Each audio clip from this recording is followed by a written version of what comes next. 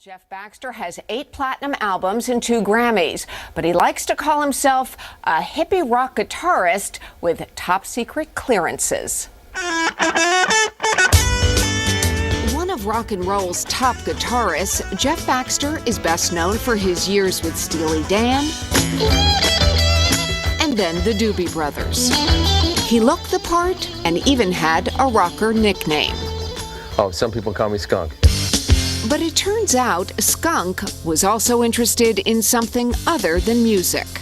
If someone had told you when you were making all those hit songs that someday you would end up a defense expert with every clearance in the world, you would have said? I would have said, you're out of your mind. It turned out the defense industry and Congress were impressed. And Baxter certainly has no credibility problem here at the Missile Defense Agency. Good morning, General. Morning. How you doing? Good. The boss is 3-star General Henry Obering. Any tasking for me for the rest of the time I'm here? Well, What does Jeff bring to the table that other defense experts don't? In a word, out of the box thinking, meaning that he comes at problems and he comes at challenges that we may face with a very different perspective. Is there an example you can give me that's not classified? Very few, very few. But when we were looking at how we could build some of the building blocks of the missile defense system, he brought some very innovative ideas. I'll say it that way. Ladies and gentlemen, Jeff Baxter.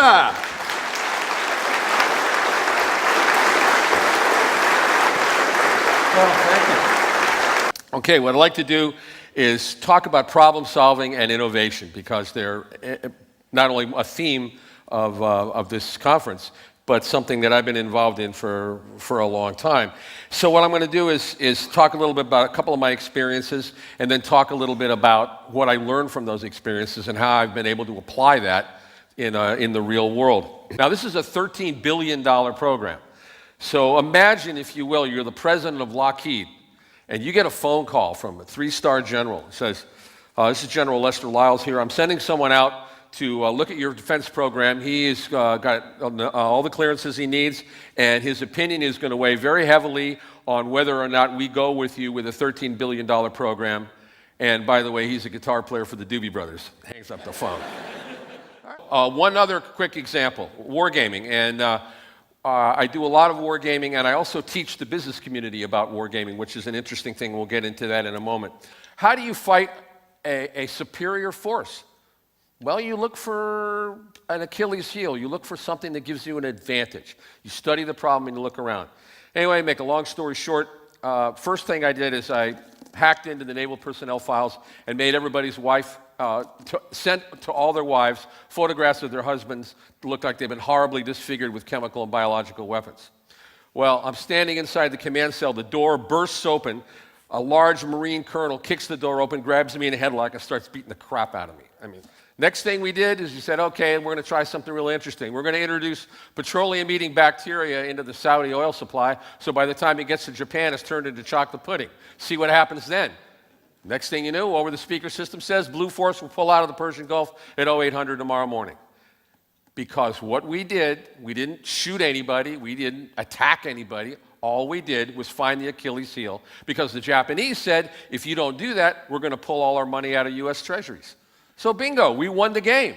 But here, the point of this is, if you study a problem and you study it from enough different perspectives, you will find solutions and abilities and advantages that you never thought were there. Well, how do you get this kind of thinking? One of the things that he was talking about, and that I'm going to talk about, is innovation and creativity. Well, a lot of times innovation and creativity comes from conflict. Has anyone ever heard of the OODA loop? OODA. Observe, orient, decide, and act. The idea is that there is a small, very simple, but very effective formula for problem solving. And think about, right now when you're in the audience, think about a problem. Any problem that you've had, whether it's fixing a doorstop to getting your son to do his homework. And look, and then apply that algorithm to that problem. And you will be amazed how that works. To analyze a problem, the best way to do it, at least in the beginning, is to break it down into its smallest pieces. A problem usually is very difficult to solve when it's this big 800-pound gorilla, but if you can break it down into Vienna hot dog-sized hors d'oeuvres, you can solve this problem or go a long way to it. But what Boyd figured out is it's not just the analysis part, because then you have to synthesize, which means you take all of those pieces that you have broken down and reorganize them in such a way that allows you to see the problem from a different perspective and may give you an answer. Well, that's what musicians do every day. A great ballad has the exact same chords. So somebody somewhere did their homework. They analyzed Pachelbel's canon, they synthesized it into another piece of music. So now I'm reading this thing by John Boyd and I'm saying, okay, now I totally understand where this guy is coming from. He has come up with a universal understanding of problem solving, and problem solving gets you to the next portion, which is innovation. How do you innovate? Now, interestingly enough, who in the symphony orchestra has the final say in the creative outlet, in the creative process? Who's the one person in the symphony orchestra that really is the person that has the final say? The conductor. It's his game. He's up there. He's reinterpreting everything. He may decide to make something a little more rubato. He may decide to make, he changes whatever he wants to change. And whatever these folks do, they got to do what he tells them to do. Now, that doesn't mean they're not experts, but they're not improvising. They are going from a set of rules in a very linear fashion and only being conducted, interpreted, directed by one person. Not a lot of innovation. Now, jazz. Does everybody know how jazz works? Basically, the concept is you take a theme, and I'm going to show you that in a minute with a Steely Dan song. We're going to take a theme, and then we're going to interpret it in a number of different ways. So you take a theme, and then each person in the jazz quintet analyzes that theme. It is an analytical process. Each musician in the quintet, sextet, whatever it may be, is allowed to give, not only allowed to give their interpretation, but with a mutual and tremendous respect by the other members of the band. They not only want him to improvise, they support him in it. A great song, and any great musician will tell you, a great song is a great song no matter how you do it. So it seems like there's a corollary that a great idea is probably still a great idea, even though it's applied in a different way. For instance, there's this tune. It's, I remember the 35 sweet goodbyes when you put me on the Wolverine up to Annandale. It was still September when your daddy was quite surprised to find you with the working girls in the county jail. And on and on and on. It's a rock and roll song. Okay. Oh, thank you. Thank you. So what happens now? I'm in Nashville. Nashville is the home of country music. And I'm with a good friend of mine named Clint Black. And Clint says, you know that song, My Old School, that you all did? And I said, yeah, Clint, I love it. He says, you ever thought about doing it like country? I said, nope. Never thought about it. So what? Let's try it.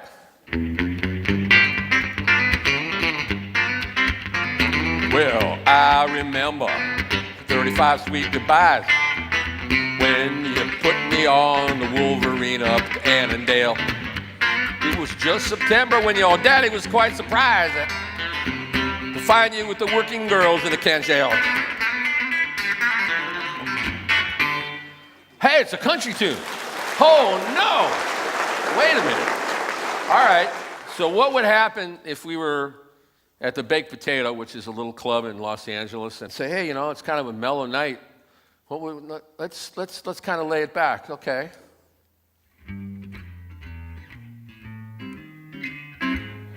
It was just September when your daddy was quite surprised when he put me on the Wolverine up to Annandale.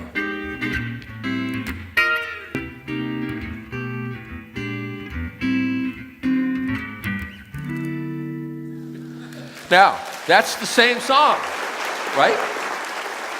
But after taking it apart, breaking it down into its, analyzing it in a sense, breaking it down into its smallest pieces, the chords, the melody, changing the tempos, the lyric, taking the things, the little pieces, and then resynthesizing them, we came up with 3 very distinct answers to the same problem. There is no limit to what you can do with your imagination. All it takes is no fear, the OODA loop, observe, orient, decide, and act, analysis to break the problem down into its smallest pieces, synthesis to create something different from those pieces, and then you're on the road. And I'm not saying that this is the only way to do it, but it is one proven method. The old ways of doing things are not going to help us anymore. That's not to say that expertise and intelligence and capability and the past doesn't have something to teach us. But folks, it's the day that you stop moving, as the gentleman said, you've already lost the game. Just let's thank Jeff Baxter. Really great. Thanks, buddy.